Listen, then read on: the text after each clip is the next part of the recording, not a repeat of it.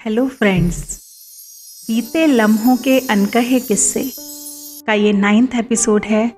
8 एपिसोडों में अतुल जी के साथ बिताए हुए, बच्चों के साथ बिताए हुए कुछ खूबसूरत लम्हे और पलों को मैंने आपके साथ शेयर किया। और यदि आपने नहीं देखा हो और आप देखना चाहते हैं तो मेरे डिस्क्रिप्शन बॉक्स में जाकर आप लिंक में जाकर देख सकते हैं। आप सभी का सहयोग और असीम प्रेम मुझ में जीने की एक नई उम्मीद पैदा कर रहा है। तहे दिल से आप सभी का सप्रेम धन्यवाद करती हूँ। और आज के एपिसोड में मैं अतुल के साथ अपने खूबसूरत एक बहुत ही प्यारा ट्रिप था जो मैंने लास्ट ट्रिप अतुल जी के साथ लिया, उसके कुछ खूबसूरत लम्हे, खूबसूरत कुछ पिक्स और वो कहाँ कहाँ हम घूमने गए वो मैं आपके साथ आज शेयर करूँगी। और जब अतुल जी मुझे बीच सफ़र में छोड़कर चले गए थे, उसी वर्ष से 6-7 महीने पहले लगभग एक बहुत ही खूबसूरत सा ट्रिप प्लान किया था। राजस्थान का वो ट्रिप था और उसी साल 25th एनिवर्सरी हमारी हुई थी। 25 साल हमारी शादी को हो गए थे और काफ़ी अच्छा सेलिब्रेशन भी हुआ। नवंबर में 13 नवंबर को हमने 25th एनिवर्सरी सेलिब्रेट की और 13 दिसंबर को हम लोग हनीमून के लिए दोबारा गए। और ये एक बहुत ही प्यारी सी स्पिरिचुअल ट्रिप थी। और जिस ग्रुप के साथ हम गए थे उस ग्रुप के साथ ये मेरा पहला ट्रिप था।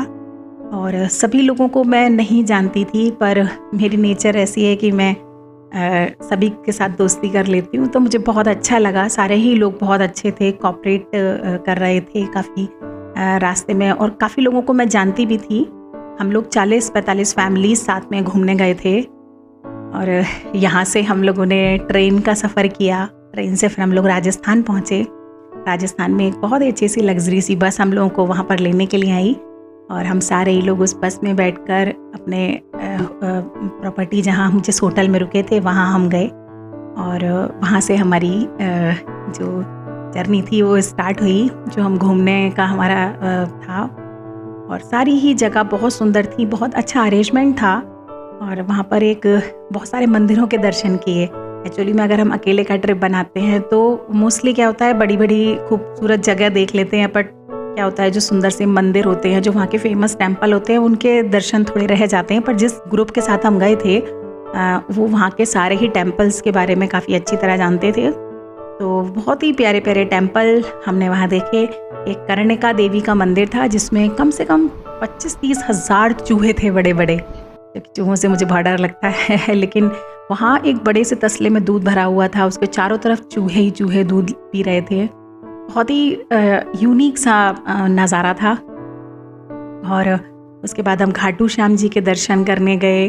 और एक देवी के बहुत सुंदर मंदिर है जिसको हम ट्रॉली के थ्रू हम उस मंदिर के दर्शन करने गए। और बहुत ही सुंदर, और हम सब लोग इतना मस्ती करते थे पूरे रास्ते। बस में हम लोग गाने गाते हुए और अंताक्षरी खेलते हुए जाते थे। तो बस में भी सफ़र पता ही नहीं चलता था हमें कि इतना लंबा सफ़र हम लोग बस में बैठ के, कभी कभी 5-5, 6-6 घंटे हम बस में एक जगह से दूसरी जगह जाने में, बीकानेर जैसे गए तो काफ़ी लंबा एक जर्नी हमने किया। तो तब भी लेकिन पता नहीं चलता था क्योंकि रास्ते में खाते पीते, गुनगुनाते, आपस में बातें करते हुए, फ़ोटोज़ लेते हुए सफ़र बीत जाता था। उसके बाद हम जयपुर गए। जयपुर में हमने रात में पिंक सिटी का आनंद लिया और वहाँ एक सिटी पैलेस करके बहुत सुंदर जगह थी, वहाँ भी हम लोगों ने घूमे। और अतुल जी ने वहाँ की मार्केट, पंजाबी मार्केट थी कोई, उसमें बहुत सारे हमें शॉपिंग कराई। जयपुरी छतरियाँ, जयपुरी लहंगे। और उसके बाद में सबसे जो खूबसूरत पूरे ट्रिप में जो सबसे खूबसूरत जगह थी और जहाँ मतलब मैंने बहुत ज़्यादा एंजॉय किया और बिल्कुल एक दूसरी दुनिया सी थी, वो थी जैसलमेर। और हम लोग जैसलमेर पहुँचे, बस में बैठकर पूरे रास्ते मस्ती करते हुए हम जैसलमेर जब पहुँचे, वास्तव में ऐसा लगा किसी दूसरी दुनिया में आ गए। बहुत ज़्यादा ठंड थी और सब तरफ एक शांति का सा माहौल था क्योंकि कोरोना काल में लोगों की भीड़ भाड़ काफ़ी हर जगह कम थी। और वहाँ तंबू ही तंबू थे कपड़ों के, वो तंबू के ही रूम्स थे होटल उसमें, और हम लोगों ने वहीं स्टे किया। और बहुत ही अच्छा हमारा नाइट स्टे हम लोगों ने वहाँ पर किया। और उसके बाद मॉर्निंग में हम लोग सफारी का एंजॉय करने गए। और सफारी से ऊंची नीची रेत के ऊपर सफारी चल रही थी। हम लोग खूब चीखते चिल्लाते एंजॉय करते हुए वहाँ से गए। और फिर रेत में जाके हमने सनसेट हो रहा था, तो मैंने अतुल जी ने रेत पर हाथ में लेकर रेत को बहुत एंजॉय किया और उस सनसेट के साथ हमने काफ़ी सारे फ़ोटोज़ भी खिंचवाए। मतलब कुल मिला के बहुत ही खूबसूरत सा वो हमारा ट्रिप था।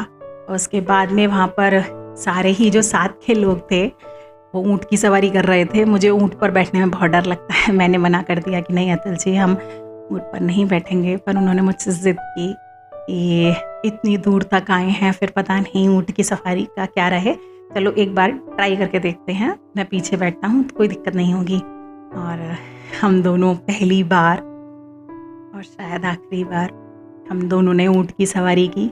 रेगिस्तान में ऊँट की सवारी बहुत एक अच्छा पल था, एक अच्छा लम्हा था और सब बहुत अच्छा लग रहा था वहाँ पर।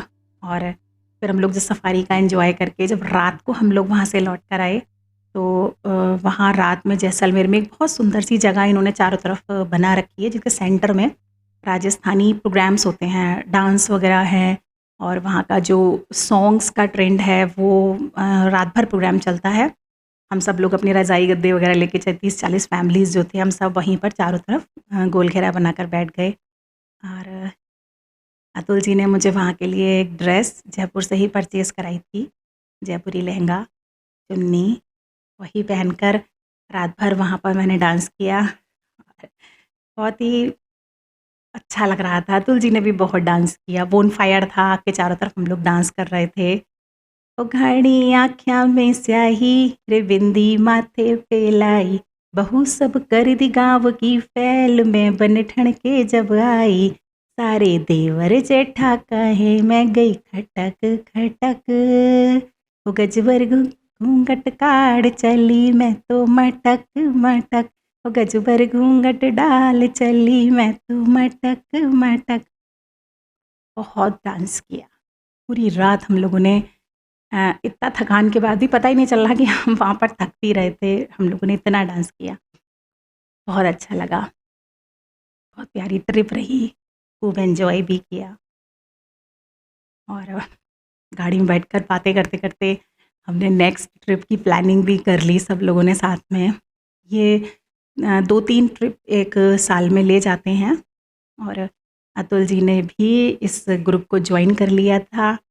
और आगे ये प्लानिंग थी कि नेक्स्ट ईयर से हम लोग साथ में ही घूमने जाएंगे, पर हमें क्या पता था कि इस ग्रुप के साथ ये हमारा फर्स्ट और लास्ट ट्रिप है।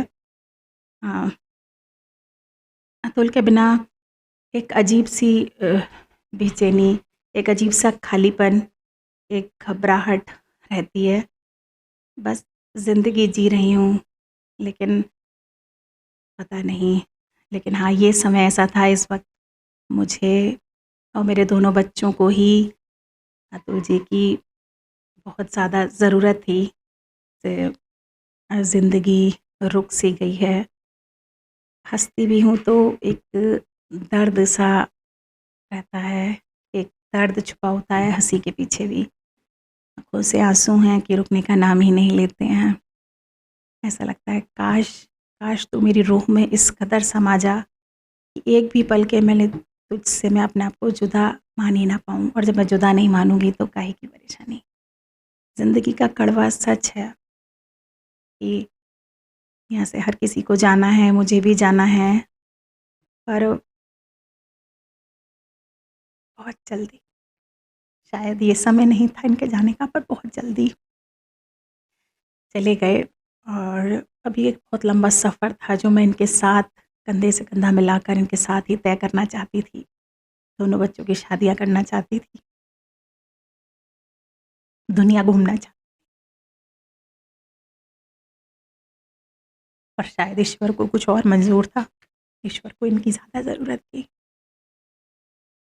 और समय चल रहा है, ज़िम्मेदारियाँ पूरी करने की कोशिश कर रही हूँ। और जब आपके साथ बातें करती हूँ तो हर पल अतुल मेरे साथ होते हैं, क्योंकि आपसे रूबरू होने के लिए मैं अतुल के साथ सारी जो मेरी यादें हैं, जो मेरे फ़ोटोज़ हैं, मैं उनको कलेक्ट करती हूँ। जो मेरे पास नहीं होते हैं मैं अपने दोस्तों से मांगती हूँ कि वो वाले मोमेंट का फ़ोटो आपके पास होगा प्लीज़ सेंड करिए ना मुझे। अपने फ्रेंड्स के साथ, अपने लोगों के साथ जो मुझे सुनते हैं उनके साथ मुझे शेयर करना है। जिन फ़ोटोज़ की मुझे कभी कोई वैल्यू नहीं थी, आज उन फ़ोटोज़ को मैं बहुत मन भर के बहुत डीप में देखती हूँ। इनके साथ के फ़ोटोज़ बहुत अच्छा लगता है देखते हुए, और यही ज़िंदगी है और ऐसे ही आगे चलेगी। आप लोगों के साथ मिलकर बहुत अच्छा लगता है, और आपको भी यदि मेरे साथ अच्छा लग रहा है तो प्लीज़ मेरे चैनल को लाइक करें, सब्सक्राइब करें, कमेंट करें और बेल आइकन का बटन ज़रूर दबा दें ताकि आपको मेरी नेक्स्ट नोटिफिकेशंस मिलती रहें। थैंक यू सो मच बीते लम्हों के अनकहे किस्से।